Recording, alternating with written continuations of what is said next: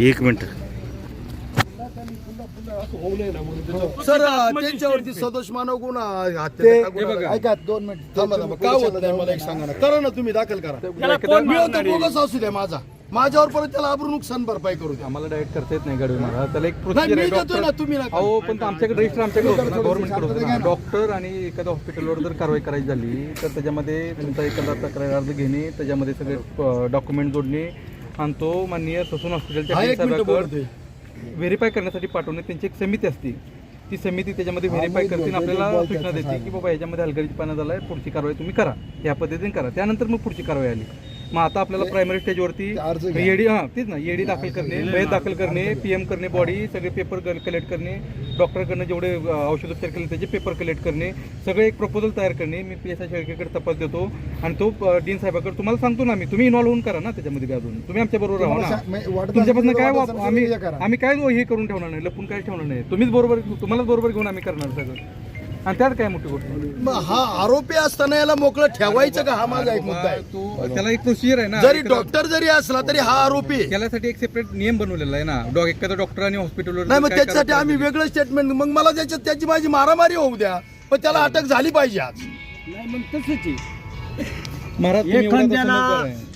माझी तरतड आहे माझं पोरग गेले का नाही तुमच्या भावनेची मी सहमत आहे त्याला इकडे बाहेर बोलवा त्याचा हातपाय मोडला म्हणून मला अटक करा किंवा त्यांनी माझा मोडला म्हणून सरकारकडून दोन्ही कारवाई होती दोघांना बोलवून घेतात त्याला इथं घ्या बाहेर मग हे एकच आहे सर मी घरी जातो पोलीस स्टेशननी त्याचा अंत्यविधी करावा आणि कुठे डॉक्टरनी करावं समीर कुठेनी आम्ही चाललो घरी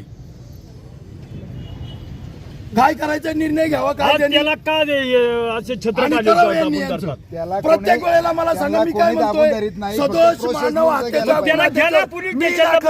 का बोलवती नाही त्याला गुन्हा मी दाखल केलीच पोरं घेत नाहीत गुन्हा दाखल करून अरे बाबा मयत दाखल करायला सांगितले मयत करू देवा मयत तर काय ब्रह्मदेव मयत दाखल मला त्याच्यामध्ये हीच प्रोसिजर आहे ही प्रोसिजर करून दुसरं काहीच मी करू शकत नसतं मग जाळा तुम्ही मी 24 तास जाळा तुम्ही असं नका करू तुम्हाला नाही सकाळपासून जाळा करून सांगतो तुमच्या DYSP तुम्ही जाळा शांततेने घ्या नाही जाळणार मी शांततेने घ्या गडबड करू नका चला हे घरी चला हे घरी थांबायचं नाही मी म्हणतो घरी चला तुम्ही शांततेने घ्या माझा ऐका 2 मिनिट ती बॉडी काढा याची तर उमऱ्यात ठेवा तुम्ही घ्या काढून हे कोण आहे हे पोरांनो अरुण घ्या काढून नाही नाही नाही समजदार आहे तुम्ही समजदार आहे. याच्या वट्यात ठेवा. तुम्ही पोलीस स्टेशनला न्या ना त्याला त्याचं स्टेटमेंट तिथे होऊ दे ना घेतो मी सगळी प्रोसेस मग पूर्ण का करतो तुम्ही द्या ना? आता त्याला ताब्यात घ्या तुम्ही सकाळपासून नाही नाही इथं त्याला ताब्यात घ्या हा, लगेच घ्या घेतील त्यांना. सदोष मानव गुन्हा आहे. त्यांना आहे ना. 3.25 घंटे त्याच्या जमतंय संरक्षण सर. चालले 3.25 जमतंय. घंटे त्याचं ना संरक्षण चाललंय जरी वादविवाद तो होऊ नये डॉक्टर म्हणून ते असला, आलेले मग आहेत. त्याला त्याला जरी घ्या ना, कायद्याचं खाली बोलून protection त्याला असलं गाडीत म्हणून घ्या. त्यांनी काही करावं असं नाही ना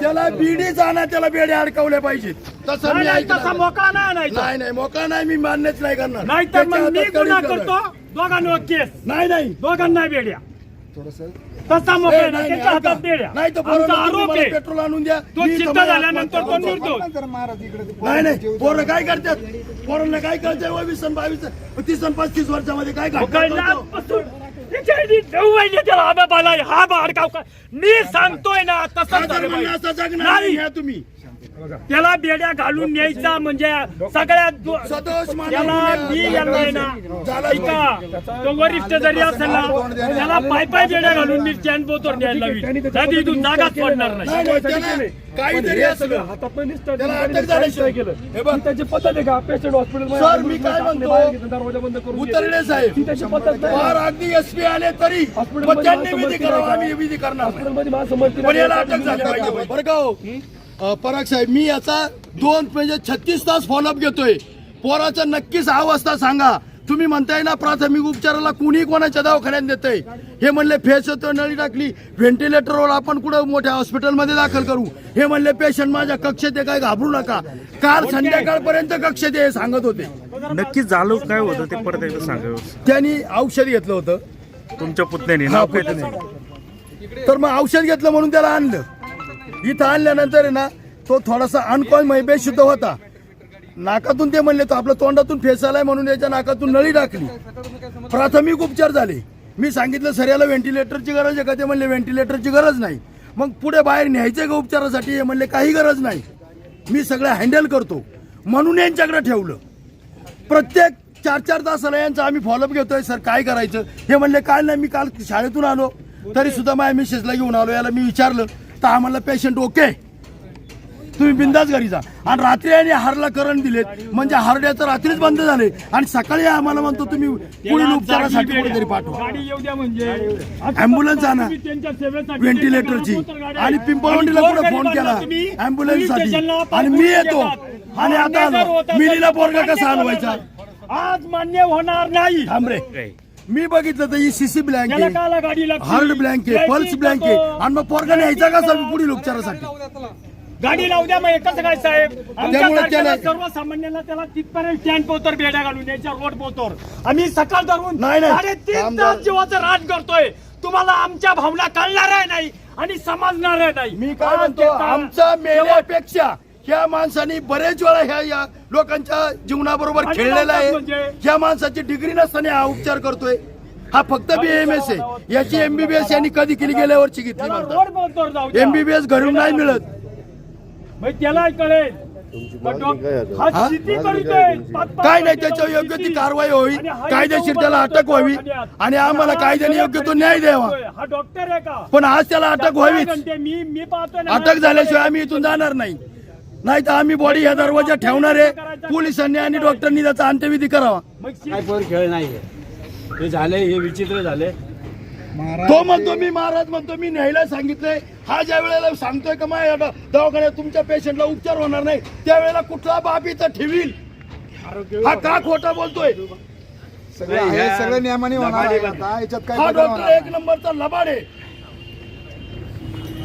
मी होतो पैसे यांनी जर सांगितलं तुमचं पेशंट माझ्याकडे जगणार नाही तर आपण इथं माजलोय का आपली पोरं मारायला? उलट याने घेऊच नाही या म्हाताऱ्याने. घ्यायचंच नाही पाहिजे. थोडं शांत राहा. नियमाने सगळं करणार आहे.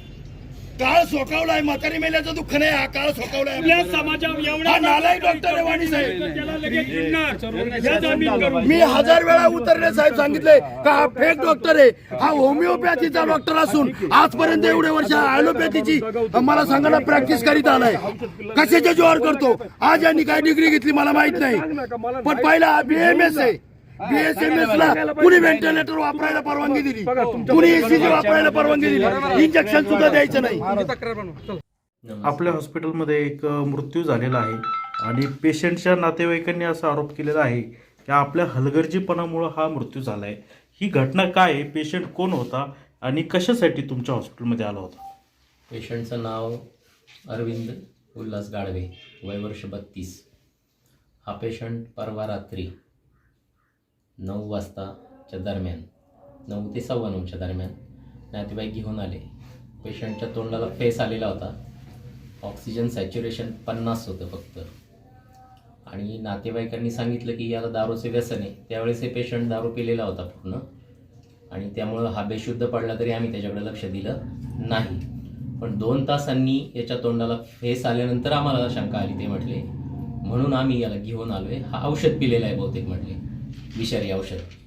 तर त्याच्यानंतर आम्ही त्याच्यावर प्राथमिक उपचार केले. त्याचा ऑक्सिजन वाढावं म्हणून त्याच्यात एंडोट्रॅकियल ट्यूब टाकून फुफ्फुसात फेस येत होता तो काढून घेतला, व्हेंटिलेटर लावला, औषधाचे अँटीडोट दिले प्रायमरी. त्याच्यानंतर पेशंट शुद्धीवर आला 1 तासाने, 1-2-3 तासांनी असं झालं. आणि व्हेंटिलेटरवर ठेवला होता आम्ही पेशंटनी डोळे उघडले होते, सगळं झालं. त्याच वेळेस नातेवाईकांनी विचारलं की आधी हे सगळं इमर्जन्सी हँडल झाल्यानंतर 15-20 मिनिटांनी, अर्ध्या तासांनी त्यांनी विचारलं की हे तुमच्या इथे होईल का सगळं? तर मी असं सांगितलं की औषध घेतलेल्या पेशंटची अजिबात खात्री माझ्या हॉस्पिटलला मला देता येत नाही. तुम्हाला न्यायचं तर तुम्ही लगेच पुढे नेऊ शकता. आणि हे सगळं लेखी लिहिलेलं आहे आणि लेखी लिहिल्यावर नातेवाईकांच्या सह्या पण आहेत. त्यांना हे समजावून सांगितलेलं होतं सगळं की पेशंटचा मृत्यू कुठल्याही क्षणी होऊ शकतो. कारण त्या पेशंटच्या नंतर रक्ताचे रिपोर्ट्स आले, त्याच्यामध्ये त्यांनी कीटकनाशक पिलेलं होतं आणि कीटकनाशक पिलेलं शिवाय 2 तास मध्ये गेलेले होते. नंतर ह्या औषधाचे परिणाम हृदयावर होतात, मेंदूवर पण होतात. म्हणजे त्याचे अँटीडोट देऊन पण जर मेंदूवर परिणाम झाला तर हा पेशंट जगू शकत नाही. हे मी त्यांना स्पष्ट सांगितलं होतं की याची शाश्वती 100% देता येत नाही. तुम्हाला पुढे न्यायचं तर तुम्ही कुठेही नेऊ शकता. आणि मी बोलताना सांगितलं की हजारात एखादा पेशंट मरूही शकतो कुठल्याही क्षणी. सगळेच मरतात असं नाही, पण ही माझी चूक नाही होऊ शकत ना. आपल्याकडे तो पेशंट नंतर शुद्धीमध्ये आला, त्याच्यानंतर काय तो बोलत चालत होता का व्यवस्थित? नाही, तो बोलत नव्हता. त्याच्या घशात नळी होती व्हेंटिलेटरची, त्यामुळे बोलणं शक्य. फक्त तो आवाज दिल्यानंतर डोळे उघडायचा. अच्छा, मग त्यानंतर परत तो बेशुद्ध अवस्थेत गेला का कसं झालं? त्याच्यानंतर तो पेशंट व्हेंटिलेटरवर असताना नंतर त्याचं हृदयाची गती, अँटीडोट चालू होते सिरिंज पंपनी, हृदयाची गती अचानक कमी व्हायला लागली. ही सगळी सपोर्टिव्ह ट्रीटमेंट असून सुद्धा, व्हेंटिलेटर असून सुद्धा. आणि त्याच्यानंतरही मग आम्ही त्याच्यावर इमर्जन्सी उपचार केले. हार्ट थांबल्यानंतर त्याला इलेक्ट्रिक शॉक देणं वगैरे ते सगळं केलं, पण त्याला पण त्या पेशंटने रिस्पॉन्ड केला नाही. त्याची हृदयक्रिया बंद पडली असं तुम्ही म्हणताय, ही कधी पडली बंद? ही सकाळी 7 वाजता पडली. आजच? आज. त्यांनी 2 दिवस असा आरोप patient- केला की रात्रीच ते आउट होतं पेशंट. नाही, तसं नाहीये. आज सकाळी 7 वाजता ह्या सगळ्या गोष्टीचं CCTV फुटेज आहे. माझ्या व्हेंटिलेटरच्या तिथे CCTV फुटेज आहे. मॉनिटर जो लावलेला असतो त्याचं CCTV फुटेज आहे. मॉनिटरवर चित्र दिसतात. काहीही कोणाच्याही नजरेआड काही होत नसतं. माझ्या ICUला माझ्या तिथे CCTV फुटेज आहे. तुम्ही ते घेऊ शकता. आरोप करणं त्यांचं ठीक आहे, त्यांचा मुलगा गेला असेल त्यामुळे ते भावनिकरित्या ते आरोप होत असतील, पण माझ्या इथं CCTV फुटेज आहे पेशंटचं. त्यांचा जो आरोप आहे डॉक्टरांचा हलगर्जीपणा, तसा तुमचा हलगर्जीपणा नाही. मी माझ्या परीने पूर्णपणे प्रयत्न केले. मी माझ्या परीने पूर्ण सांगितलंही होतं की याची 100% गॅरंटी देता येत नाही. तुम्हाला न्यायचं तर कुठल्याही क्षणी तुम्ही नेऊ शकता असंही सांगितलं होतं. पण आता त्यांच्या आरोपांना मी डायरेक्ट प्रत्युत्तरं कशी देणार? असं नातेवाईकांना सांगितलं होतं तुम्ही? हो, सांगितलं होतं 100%. आणि हे त्यांच्याकडून लेखी घेतलेलं आहे आणि तिथं खाली त्यांच्या सह्या आहेत. सांगितलं तोंडी नाहीच आहे, लेखी आहे आणि खाली त्यांच्या सह्या आहेत. आपल्याकडं डॉक्टर ॲलोपॅथी प्रॅक्टिस करायची डिग्री नाही असं त्यांनी आरोप केलेला आहे. हां, मी पहिल्यांदा BMS कंप्लीट केलं. त्याच्यानंतर मी माझं MBBS पण कंप्लीट केलेलं आहे. आणि मी काही एक्सटर्नल केलेलं नाही. माझ्याकडे मार्कशीट्स आहेत, तिथं जाऊन कंप्लीट केलेलं आहे. भले मी बाहेरच्या राज्यातून केलं असेल, पण मी जाऊन कंप्लीट केलेलं आहे आणि त्याची रीतसर प्रमाणपत्र माझ्याकडे आहेत.